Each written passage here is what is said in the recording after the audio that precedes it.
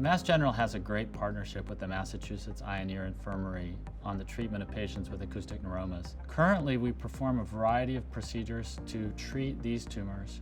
These include therapeutic options such as surgical removal of the tumors, simple observation for very small tumors, and/or radiation treatment for certain tumors that may be particularly amenable to that type of therapy. If we think about three different options for patients, some patients require no surgery and can simply be observed because their tumors are stable. Other patients may have a large and symptomatic tumor or a growing tumor, and for these patients, treatment is required.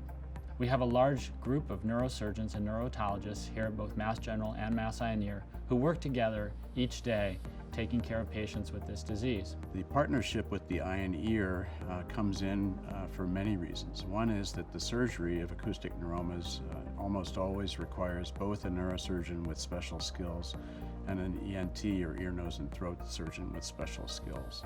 Then the assessment of the hearing in each ear in each patient is done by audiologists who work over at the Mass Ioneer. And then the rehabilitation of hearing loss, either in one ear or in both ears, often requires both audiologists, speech therapists from the Mass General, and surgeons from the Ioneer who have special skills in restoring hearing.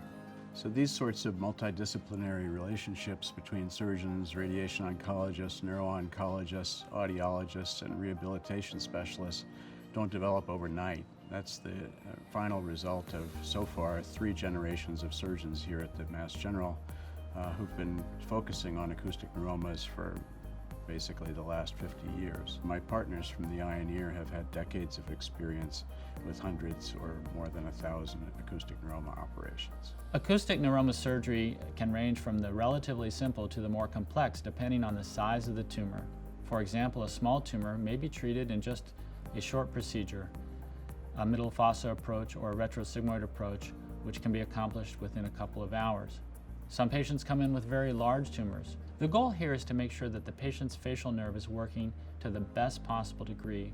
If a small residual amount of tumor is left behind at the time of surgery, we have the capacity to bring to bear specialized radiation therapy. Our radiation oncology department here has one of the world's leading centers in proton therapy for acoustic neuromas. This particular type of radiation has the ability to set margins that protect the normal brain structures and also prevent damage to the critical nerves themselves. But in addition to surgeons, we need other physicians who have finely honed skills in treating acoustic neuromas using other modalities. The treatment of acoustic neuroma using drugs was revolutionized here about 10 years ago by Dr. Scott Plotkin in the neurofibromatosis clinic. He found that the drug bevacizumab, which was actually developed for use in cancer, can actually restore hearing to many patients who've lost hearing from bilateral acoustic neuromas on both sides.